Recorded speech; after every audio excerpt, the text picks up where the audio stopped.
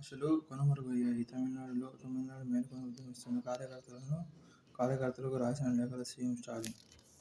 భారతీయులను వదలవద్దు, గోల్డ్ కార్డులతో ప్రతిభావంతులను కాపాడుకోవచ్చు, ప్రఖ్యాత వర్సిటీల్లో చదివే వారిని నియమించుకోండి, అమెరికన్ కంపెనీలకు ట్రంప్ సూచన.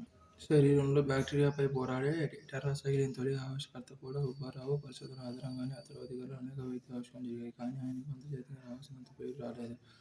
ఆయన 53 ఏళ్ల వయసులోనే మంజులో ఒక ఆమె మధ్య పెద్దగా ప్రచారం చేసుకోకపోవడం రెండవది. జాబిల్లిపైకి డ్రోన్, అమెరికాలో ప్రైవేట్ కంపెనీ కీలక ప్రయోగం. అమెరికాకు చెందిన ప్రముఖ ప్రైవేట్ కంపెనీ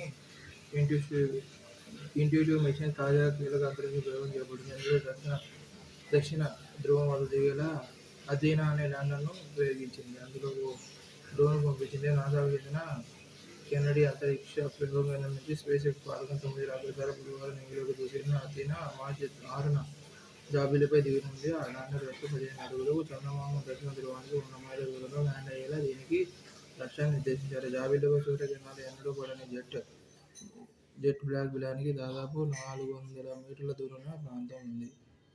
ల్యాండింగ్ ప్రక్రియ పూర్తయ్యాక అథీనా నుంచి గ్రేస్ అనే 3 అంగుళాల డ్రోన్ బయటకు వచ్చి జాబిల్లిపై ఎగురుతుంది.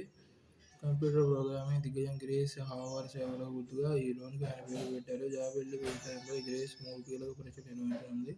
దానిలో హైడ్రోజన్ ఇంధనంతో పనిచేసే థ్రస్టర్లను, నావిగేషన్ కోసం కెమెరా, డీజేలను ఏర్పాటు చేశారు. డ్రోన్ ఎగరడంతో దీనిలోని పరికరాలు జాబిల్లి ఉపరితలాన్ని అన్వేషిస్తాయి. ఈయూ పైన సుంకాల మోత 20% వరకు విధించనున్నాం, చైనాపై రెట్టింపు చేస్తాం, ట్రంప్ వ్యాఖ్యలు. ప్రపంచంలోనే అత్యంత సంపన్నులైన 24 మంది సూపర్ బిలియనీర్ల జాబితాను ది వాల్ స్ట్రీట్ జర్నల్ విడుదల చేసింది. సంపద నికర విలువ కోసం $50 మిలియన్ ఉన్న వారిని సూపర్ బిలియనీర్స్ అనగా 24 మందిలో 16 మంది సెంటీ బిలియనీర్ అంటే $100 మిలియన్ అనగా 8.7 లక్షల కోట్లని నివేదిక తెలిపింది. వీరందరి సంపద విలువ కలిపితే $3.3 లక్షల కోట్ల అని, ఫ్రాన్స్ జీడీపీ ఇది సమానమని పేర్కొంది. ఇందులో మన దేశం నుంచి ముఖేష్ అంబానీ $90 బిలియన్, గౌతమ్ అదానీ $60.6 బిలియన్ చోటు దక్కింది. సెబీ చీఫ్గా తుహిన్ కాంత్ పాండే, మార్కెట్ నియంత్రణ సంస్థ సెబీ తుహిన్ కాంత్ పాండే 3 రోజుల కాలానికి నియమితులయ్యారు. సెబీ కొత్త చైర్మన్ మాధవీపురి బచ్ పదవీకాలం పూర్తవుతున్నందున ఆయన స్థానంలో మార్చి 1 నుండి పాండే బాధ్యతలు చేపడతారు. ప్రస్తుతం ఆర్థిక కార్యదర్శిగా పాండే ఉన్నారు. ఉగాదికి P4 అమలు. 4 గ్రామాల్లో పైలట్ ప్రాజెక్టు. ఆగస్టు నాటికి 5 లక్షల కుటుంబాల ధృవీకరణ లక్ష్యం. 40 లక్షల కుటుంబాల వారు అర్హులని అంచనా. కార్యక్రమం అమలుపై సీఎం చంద్రబాబు సమీక్ష. 100 రోజులుగా నియంతరాయంగా విద్యుత్ ఉత్పత్తిలో కృష్ణపట్నం ఎన్టీఎస్టీపీఎస్ యూనిట్ 3 సరికొత్త రికార్డు. 83% పీఎల్ఎఫ్తో ఇప్పటివరకు 1596 మిలియన్ యూనిట్ల ఉత్పత్తి. ఫలితాలు. జనాభా పెరుగుదల, రేటులో అసమతుల్యం చాలా సమస్యలకు దారితీసింది. ఉదాహరణకు ఉత్తరప్రదేశ్లో ఒక ఎంపీ సగటున 30 లక్షల మంది జనాభాకు ప్రాతినిధ్యం వహించాల్సి ఉంటుంది. అదే తమిళనాడులో దాదాపు 18 లక్షల మంది జనాభాకు ప్రాతినిధ్యంగా ఉంటారు. అంటే పునర్విభజన ప్రక్రియ ప్రాతిపదికన అన్ని అంశాల్లోనూ సమతుల్యతను సాధించాల్సి ఉంటుంది. 1977 నాటి లోక్సభలో ప్రతి ఎంపీ సగటున 10.11 లక్షల జనాభాకు ప్రాతినిధ్యం వహించి ఉంటారు. అయితే అన్ని నియోజకవర్గాల్లో ఈ చట్టంలో ఇమిడే అవకాశం ఉండదు కనుక కాస్త అటు ఇటుగా నిర్ణయించారు. జనాభా లెక్కల సేకరణలో ఇప్పటికీ 4 ఏళ్లు వెనుకబడి ఉన్నాం. కానీ కేంద్రం ఆరోగ్య మంత్రిత్వ శాఖ అంచనా ప్రకారం ప్రస్తుత జనాభా దాదాపు 143 కోట్లు. ఈ జనాభాకు 1977 నాటి ప్రాతిపదికన ఎంపీ స్థానాలు నిర్ణయించవలసి వస్తే వాటి సంఖ్య ఇంచుమించు 1400కు చేరింది. దీని ప్రకారం యూపీ స్థానాల సంఖ్య ఉత్తరాఖండ్ కలుపుకొని 85 నుంచి 3 రెట్లు పెరిగి 250కు చేరింది. బీహార్కు, జార్ఖండ్ కలుపుకొని ప్రస్తుతం 25 స్థానాలు 82కు చేరుతాయి. తమిళనాడుకు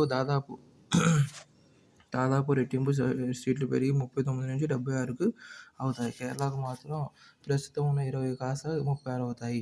నియోజకవర్గానికి 20 లక్షల జనాభా ఉండాలనుకుంటే మొత్తం 707 స్థానాలు అవుతాయి. కానీ అలా జరిగితే తమిళనాడు స్థానాల సంఖ్య ఇప్పుడున్న మాదిరే ఉండిపోతుంది. కేరళ మాత్రం 2 స్థానాలు కోల్పోతుంది. యూపీ మాత్రం 126కు చేరుతుంది. మన నూతన పార్లమెంటు 888 మందికి ఎంపీలు ఆసీనులు కావడానికి వీలు నిర్మించారు. ఏ రాష్ట్రానికి అన్యాయం జరగకుండా, ఉన్న స్థానాలు కోల్పోకుండా పునర్విభజన ఉంటుంది. అమిత్ షా చెప్పడం ఊరట కలిగిస్తుంది. కానీ జమ్మూ కాశ్మీర్లో ఏం జరిగిందంటే అక్కడ జరిగిందేమిటి? అక్కడ అసెంబ్లీ స్థానాలు లద్దాఖ్ మినహా 83 నుంచి 90కి చేరుకున్నాయి. కొత్తగా పెరిగిన 7 స్థానాల్లో హిందువులు అధికంగా ఉన్న జమ్మూకు 6 వస్తే, ముస్లింలు ప్రాబల్యం ఉన్న జమ్మూ కాశ్మీర్కు 1 మాత్రమే పెరిగింది. అందుకే కేవలం అన్యాయం జరగదన్న హామీ మాత్రం సరిపోదు. పునర్విభజన ప్రక్రియకు ఎంతో సమయం లేదు కనుక దానికి అనుసరించే ప్రతిపాదనలేమిటో తేటతెల్లం చేయడం అవసరం. అది చేయనంత కాలం సందేహాలు ఉత్పన్నమవుతూనే ఉంటాయి. వాటిని అబద్ధాలుగా కొట్టిపారేసినంత మాత్రాన సమస్య పోవు. యూఎస్ ఎయిడ్ కాంట్రాక్టులు 90% రద్దు ట్రంప్ యంత్రాంగ ప్రకటన ఈయూపై 25% సుంకాలు ఈయూ నుంచి వైదొలిగినందుకు బ్రిటన్ ట్రంప్ ప్రశంసలు. గోవాడ షుగర్ ఫ్యాక్టరీ వద్ద చెరకు రైతుల ఆందోళన బెగాస్ కోతతో నిలిచిపోయిన క్రషింగ్. ఆందోళనకు దిగిన చెరకు రైతులు. ఫ్యాక్టరీ ఎదుట చెరకు బండ్లతో 3 గంటలు రాస్తారోకో. ఎన్డీపై తిరుగుబడి రైతులు రోజుల సరిహద్దు చేయడంతో ఆందోళన విరమణ. మధ్యాహ్నం నుంచి క్రషింగ్ ప్రారంభం. గోవాడ చోడవరం షుగర్ ఫ్యాక్టరీలో బెగాస్ కోత కారణంగా క్రషింగ్ నిలిచిపోవడంతో చెరకు రైతులు గురువారం నాటి రైతులు ఆందోళనకు దిగారు.